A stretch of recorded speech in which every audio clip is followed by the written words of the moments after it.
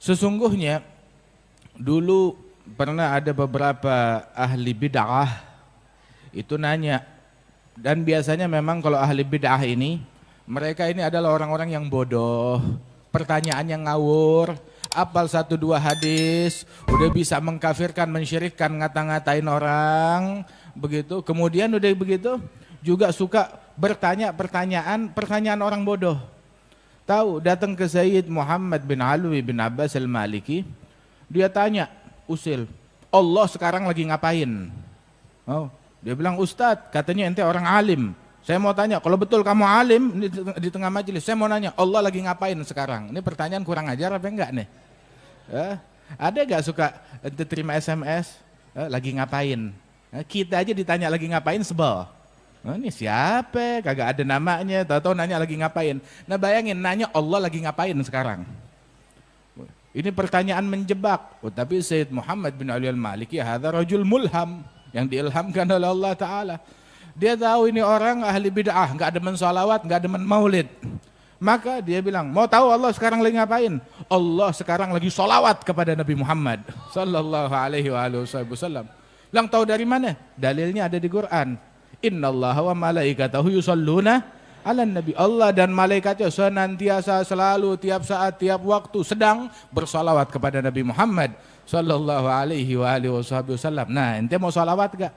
Kalau orang gak mau solawat kepada Nabi Muhammad, hati-hati, jangan-jangan emang dia gak dipanggil sama Allah Ta'ala. Soalnya yang dipanggil untuk solawat adalah mereka hanya orang-orang yang beriman, yang dipanggil untuk solawat kepada Nabi Muhammad sallallahu alaihi wasallam. Terus asal tahu aja, kalau kita bersolawat kepada Nabi Muhammad, yang untung bukan Nabi Muhammad. Nabi nggak ngambil keuntungan dari solawat kita, yang beruntung dengan solawat kita adalah kita. Adapun Rasulullah, jangan kita solawat kepada Nabi dan berprasangka, nah Rasulullah untung besar dari solawatnya kita. Yang dapat keuntungan dari solawat adalah kita. Adapun Rasulullah nggak perlu, nggak butuh sama solawatnya kita. Nabi Muhammad udah dapat solawat dari Allah. Udah dapat sholawat dari malaikat. Tahu gak malaikat jumlahnya ada berapa? Masya Allah, gak terhitung jumlahnya mereka. Gak terhitung, jauh lebih banyak daripada jumlah manusia dan jin. Itu malaikat jumlahnya banyak, semuanya sholawat kepada Nabi Muhammad. Kemudian, terus masa iya Rasulullah masih butuh sama sholawatnya kita? Dan asal tahu aja, sholawat dari kita ini berasal dari lisan. Lisan kita penuh kekurangan. Lisan kita kadang suka ngomong yang haram, bukan kadang, sering. Bukan sering, jarang ngomong yang benar lisannya kita. Ya jujur aja kita begitu. Jarang ngomong yang benar. Begitu sekalinya kita mau jadi orang benar, tetap aja keluar kata-kata buruk, entar keluar kebohongan, entar keluar ghibah, entar keluar namimah, entar keluar cacian dan makian. Na'udzubillah min dzalik, dalam sesaat hancur amalan kita. Kita ketika sholawat keluar dari lidah kita lidah yang kotor, betul kan? Tetapi sholawat justru insya Allah yang mensucikan lidah kita, mensucikan hati kita, mensucikan amalan kita. Ketika seseorang bersholawat kepada Nabi Muhammad, imbalannya apa? Man shalla alayya salatan wahidatan sallallahu alaihi biha asyara. Yang sholawat kepadaku satu kali, Allah akan membalas dengan bersalawat kepada hamba tersebut 10 kali. Kita salawat kepada Nabi sekali. Salawat kita, salawat dari orang yang lalai, yang mulutnya kotor. Dibalas dengan salawat dari Allah 10 kali. Allah yang maha suci, yang maha agung, yang maha mulia, yang maha besar subhanahu wa ta'ala. Salawat buat siapa? Buat kita.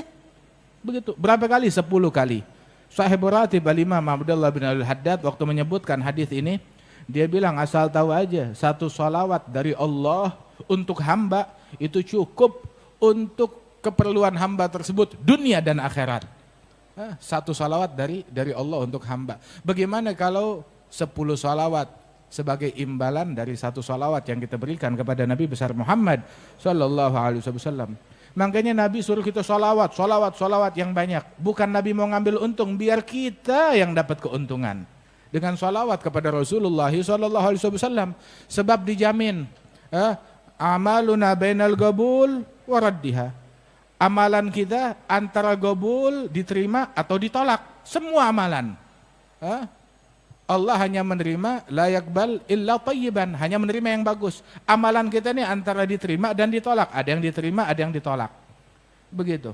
Kan Al-Imam Syekh Umar Mahdhar, Ibn Al-Imam Abdurrahman As-Saggaf, beliau sampai bilang, "Ini wali besar, tapi walaupun dia wali besar tidak ghurur, enggak tertipu dengan dengan keilmuan, dengan pengikut, dengan ibadat dia tetap masih takut kepada Allah Subhanahu wa taala." Ini penyakit ghurur ini melanda semua orang. Kemarin kan kita bahas tentang bab ghurur kan beberapa waktu yang lalu. Itu melanda semua orang. Ghurur, tertipu dengan ilmunya, tertipu dengan ibadatnya, tertipu dengan pengikutnya, tertipu dengan followernya, tertipu dengan kepandaiannya dalam bicara, dalam ini itu segala macam, dengan hartanya, banyak.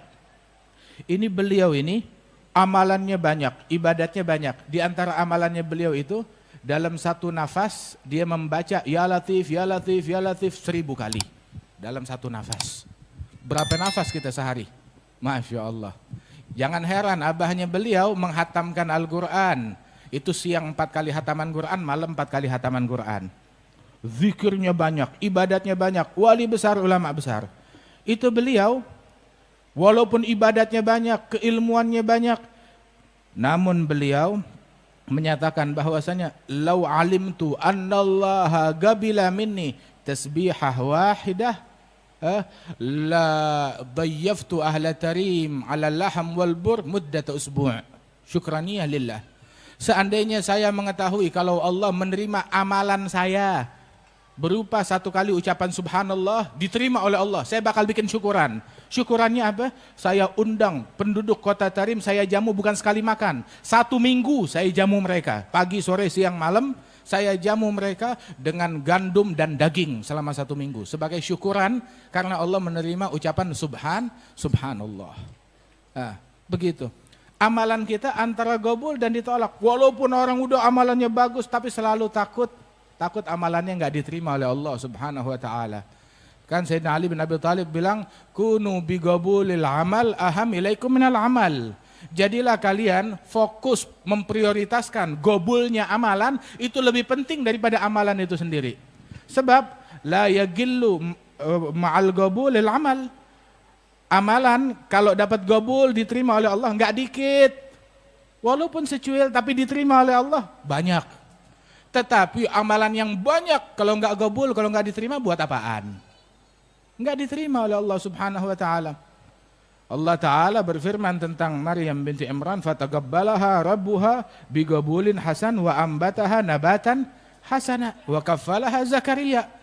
Ketika Allah Ta'ala menerima gobul satu niat salihah, Rabbi ini nadartu laka lima fi batni muharraran. Saya nazar yang di kandungan saya mewakafkan di jalan Allah.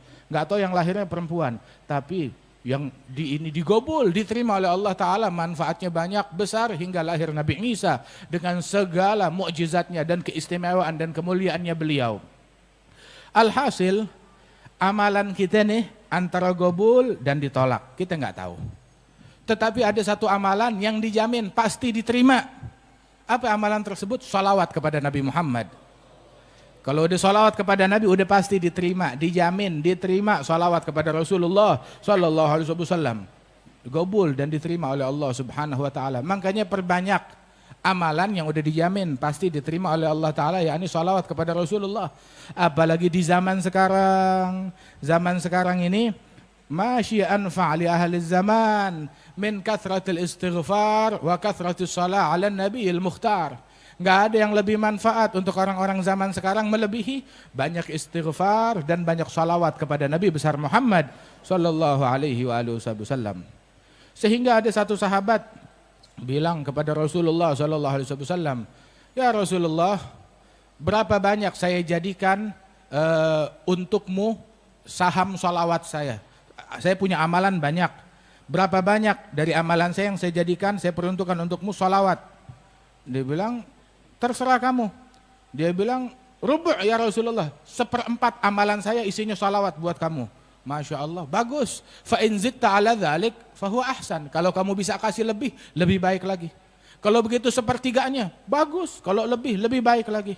Kalau begitu setengahnya, Bagus kata Rasul. Kalau lebih baik lagi. Kalau begitu 2/3 isinya sholawat. Rasul bilang bagus. Fa in zidta ala dzalik fahuwa ahsan.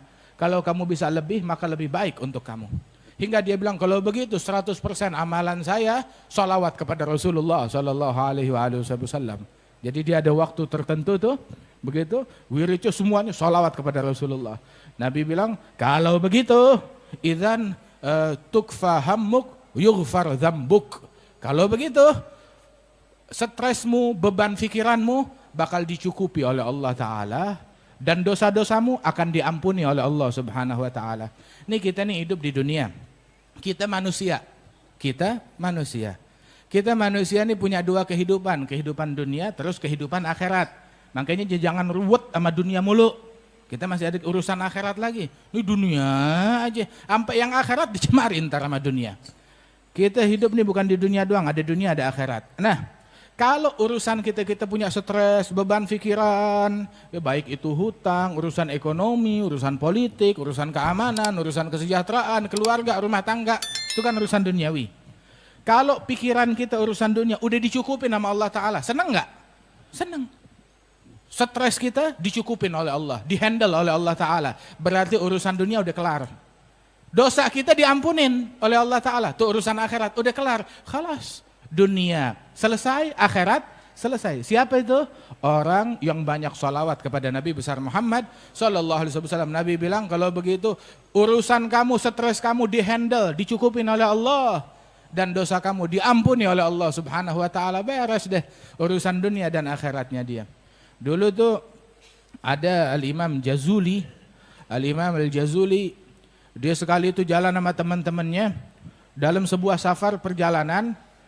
Akhirnya mereka mau sholat, mau wudhu, begitu. Perkampungan agak jauh. Lihat di situ ada sumur. Alhamdulillah ada sumur. Lihat dalam sumur ada airnya. Ya tinggal wudhu kan. Nah sekarang mau ngambil airnya bagaimana? Nggak ada tali, nggak ada timba. Dia bingung. Nggak taunya nggak lama tuh ada anak kecil datang. Lagi main dekat situ. Dia bilang, kenapa kalian pada ngelilingin sumur bapak-bapak? Dia bilang, kami ngelilingin sumur, kami mau ambil wudhu neng. Kita mau ambil wudhu cuma kagak ada timbanya, nggak ada talinya. Bilang, emang kalau ngambil air di sumur ini perlu timba, perlu tali? Dia bilang, iya. Kita biasanya kalau orang kampung kita selalu ngambil air di sini cuma nggak pakai timba, nggak pakai tali. Tapi sebagaimana? Gini doang, deket ke mulut sumur, ke bibir sumur, diludahin tuh sumur. Ditiup tuh sumur, tahu-tahu airnya naik, meluap, tumpah keluar. Nah, tuh airnya kalian. Gitu caranya. Itu Imam Jazuli heran. Masya Allah, nih anak kecil, kok punya keramat kayak begini? Ditanya, kamu anaknya siapa? Ya, saya anak orang kampung sini biasa aja. Tunggu, pasti ada sesuatu. Amalan kamu apa? Oh, saya diajarin tiap hari untuk sholawat kepada Nabi Muhammad. Emang berapa kali kamu salawat dalam sehari? Ya enggak banyak, tiap hari saya salawat kepada Nabi 15.000 kali. Pantesan, makanya juga ketika dia niup, berkahnya Rasulullah turut keluar. Masya Allah, Nabi Muhammad SAW jalan sama sahabat. Itu jalan bersama sahabat, bersama pasukan. Lihat di sumur kering, kerontang, kosong.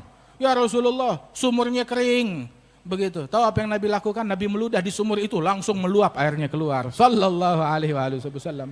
Sekali lagi masuk, dia lewat lagi. Ada sumur gak? Ada, tapi kering ya Rasulullah. Begitu Nabi ambil anak panahnya, tancapkan nih anak panah ke dasar sumur. Ditancapin tuh anak panah di dasar sumur, langsung air keluar. Masya Allah, sampai meluap keluar. Sallallahu alaihi wasallam. Ini Imam Jazuli ngelihat begitu terpacu, ini berkat sholawat sampai bisa begitu. Akhirnya tahu gak?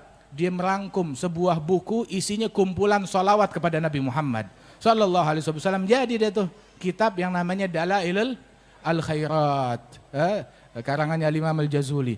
Dibaca, ada bacaan sholawat hari Senin, hari Selasa, hari Rebo, hari Kamis, hari Jumat, Sabtu, Minggu. Begitu terus. Begitu diulang-ulang setiap hari biar ada sholawat kepada Rasulullah sallallahu alaihi wasallam.